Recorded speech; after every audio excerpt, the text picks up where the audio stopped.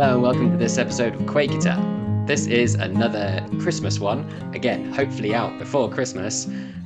We shall see. And in this video, I want to talk about whether it should be, or is, from a Quaker perspective, Christmas every day. Let's see what I mean. So I suppose, obviously, the song brings to mind the idea that Christmas every day should mean presents every day, that we should all eat roast dinners every day, and everyone should just be off work and having fun and all that sort of idea. Um, Now, great though that might be, what do I mean? I obviously am not meaning that. What do I mean by a Quaker meaning of Christmas every day? So first off, I suppose I don't actually mean Christmas. What I mean more is Advent, and looking at what Advent is and how Quakerism interprets Advent. So Advent comes from the Latin word for coming or arrival, and obviously preempting the arrival of Jesus on the Nativity. All very well and good, but I think from a Quaker perspective, this can be rather interesting. Now, I don't mean that, as I've said in my previous video on Quakers and Christmas, that Quakers do anything particular on Advent or for Advent or anything like that. There is no tradition or special service or special meeting for worship to do with Advent.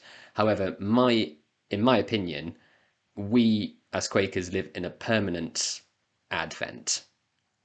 And I think that's, if anything, that's one of the main things that Quakers do believe in, that there is a continuous Advent, a continuous arrival, a continuous presence, which permeates through every single meeting for worship that we do every year, the whole time.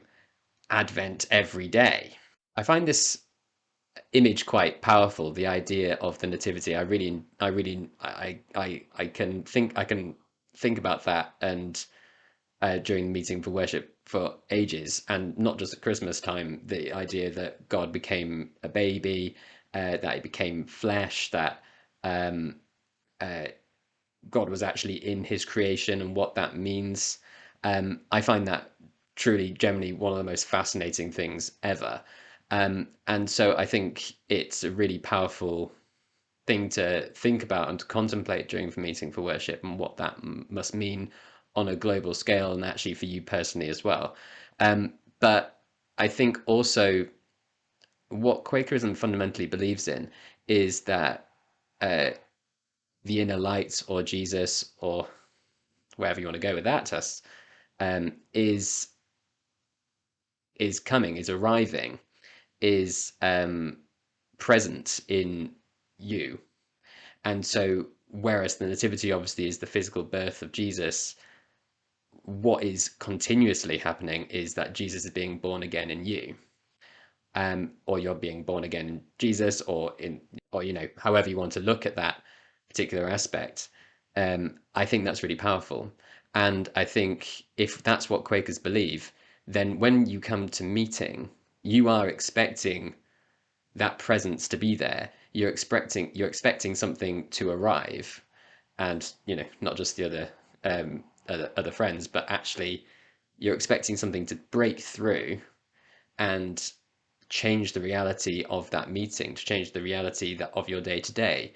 And that's precisely what the nativity is that breakthrough of the divine into human existence. And that's what we as Quakers are looking for. We're looking for that breakthrough of the divine into our daily lives and responding to that and what that actually means for us.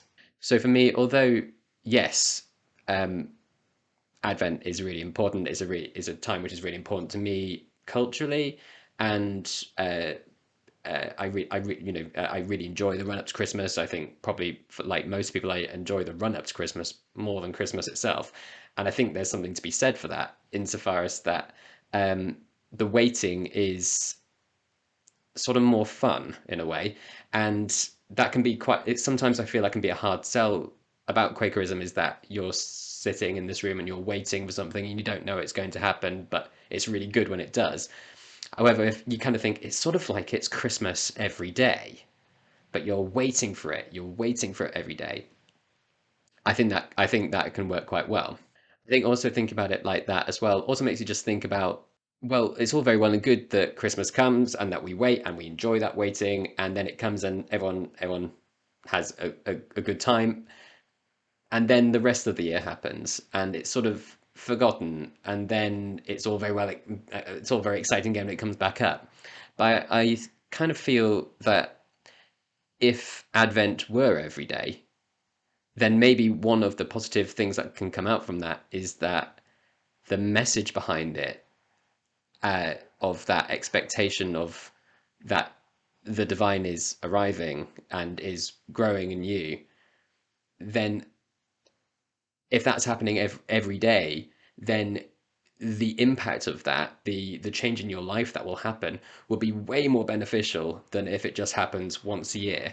And I suppose this is why, I spoke about this in the other video. I like Christmas. I like celebrating Christmas, but I suppose I understand why the early Quakers didn't celebrate Christmas, and said that it was, um, a bad tradition to hold, because uh, it sort of means that you only really truly celebrate Christ on one, or the birth of Christ on that one day, whereas actually you should be celebrating the birth of Christ every day. And so every day is Christmas, every day is Advent. And so I think that's very true. So although maybe I don't always agree with the idea that we shouldn't celebrate Christmas, I see a lot of the why they decided to forego Christmas in those early days of Quakerism.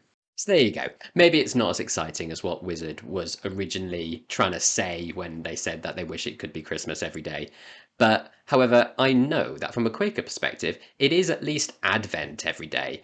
And I think there's a lot that we can get from that. And it is actually very important and a fundamental part of Quaker belief.